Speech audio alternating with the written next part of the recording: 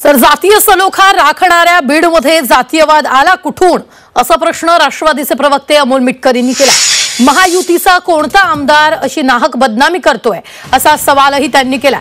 काही दुर्दैवी घटना घडल्या म्हणून अख्खं शहर गुंडांचे असं म्हणणं चूक असल्याचं मिटकरी म्हणाले।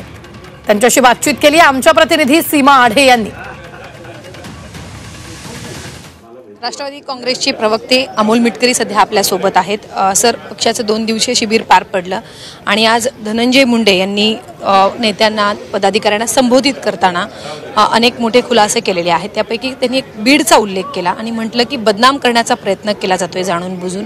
बीडचा बिहार झाला तर हे कोणी केला असे अनेक प्रश्न त्यांनी उपस्थित केले। भाषण जर तुम्ही एकंदरीत ऐकलं असेल तर त्यांनी सांगितलं का 12 ज्योतिर्लिंगापैकी 5वं ज्योतिर्लिंग प्रभू वैद्यनाथाचं आहे आणि त्या बीडचा उल्लेख बिहार करणं किंवा हे करणं याला कारणीभूत कोण आहे?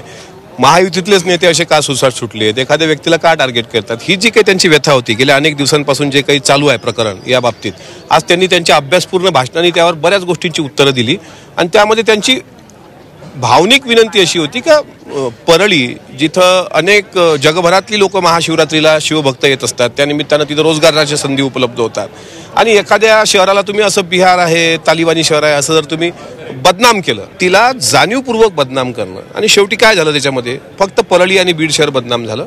ज्या बीड शहरात मी अजून 1-2 मिनिटं द्या की आज जिथे नारायणगड आहे, नारायणगडाला अख्खा मराठा समाज जाऊन तिथे वंदन करतो। त्या नारायणगडाचे मठाधिपती भगवान बाबा पण राहिलेले आहेत। भगवान बाबाच्या भगवानगडावर अख्खा मराठा समाज जातो, वंजारी समाज जातो।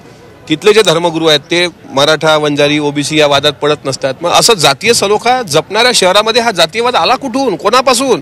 कोण आहेत ते महायुतीचे आमदार? का त्यांनी म्हणजे राजकीय अपेक्षा होती? ह्या सगळ्या गोष्टीची व्यथा मुंडे साहेबांनी जर मांडली असेल आणि ती जर पक्षश्रेष्ठीने ऐकली असेल तर त्या गोष्टीत काहीतरी तथ्य असेल म्हणूनच ते बोलले। पण मग एकाच जिल्ह्यात घटना होतात नंतर हाच जिल्हा फार बदनाम आहे, बाकीचे कुठल्या जिल्ह्यात ह्या घटना घडत नाही मला सांगा?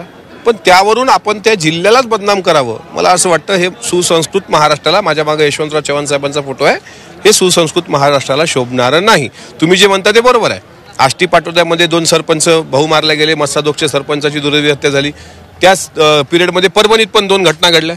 परभणीमध्ये सुद्धा एक आपला वडार समाजाचा छोट्या समाजातला बिचारा गरीब कार्यकर्ता, त्याला सुद्धा नाहक मारहाण झाली, त्याचा पण मृत्यू झाला। त्याच्यामुळे परभणी असेल, बीड असेल किंवा माझा अकोला जिल्हा असेल, ह्या घटना घडतात। पण याचा अर्थ गुंड प्रवृत्तीच्या काही लोकांमुळे अख्खं शहरच गुंडांचं आहे हे म्हणणं चुकीचं आहे। व्हिडिओ जर्नलिस्ट सुमेशसह सीमा आढे, झी 24 तास, शिर्डी।